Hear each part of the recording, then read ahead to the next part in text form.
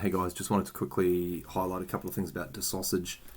Good old DeSausage. Firstly, just notice the deaths. The main thing killing us is obviously Halo and Arc.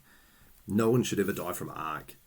So this is filtered prior to 2 deaths. So obviously 10 deaths across all the pools is pretty good, but we definitely want to reduce that. There should be no reason to ever die to Arc unless you're stuffing up big time, so don't do that.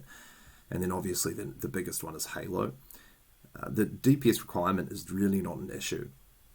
Spreading for Halo is the most important thing you can do, and do it well. You're always better off dropping a bit of DPS before coming in. So I just wanted to show, this was our best pool, and we had 2 Halos, and I just wanted to show you both of them from a replay point of view so you can see what's actually going on. Okay, so this is when Halo's about to land. Halo's just coming out, and it's just hit the first person, which is Dummy. So we were gathered over here, and the Halo started here by triangle. Now notice what Dummy did.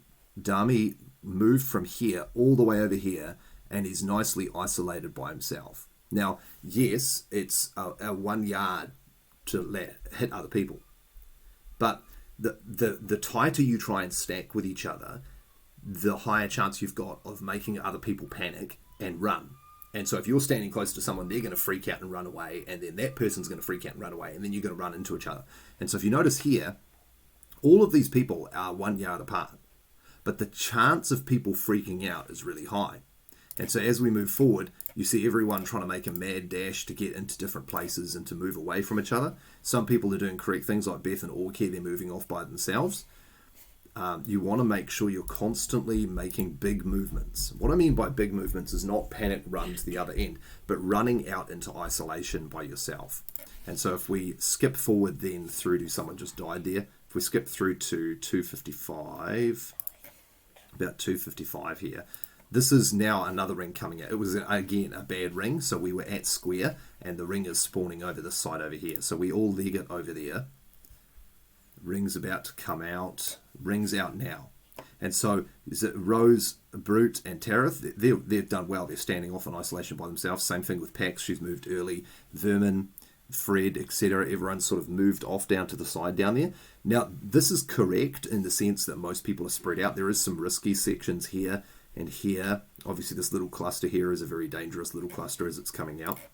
But the big thing is trying to, even in between the rings, rather than spreading for the first ring and then panic rushing back to the boss and then spreading out again, you're better off just honestly dropping DPS for 3 seconds, staying spread, getting through both the rings safely, and then coming back to the boss. We're going to lose a little bit of DPS, yes, but everyone's going to live. And if everyone lives through the Halos, we kill the boss. So really focus on spreading out for every ring, and not spread out, run back in, spread out, run back in all the time, especially for the melee. The ranged are fine, obviously, they just carry on DPS. But you're better off as melee, just spreading, dropping deeps, getting through both rings safely, and then converging back in again.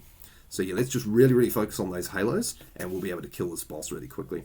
Obviously, after this, we'll be moving on to Zymox, so make sure you check out the strats for that, and we'll hopefully get that dead soon too. Cool, see you tonight.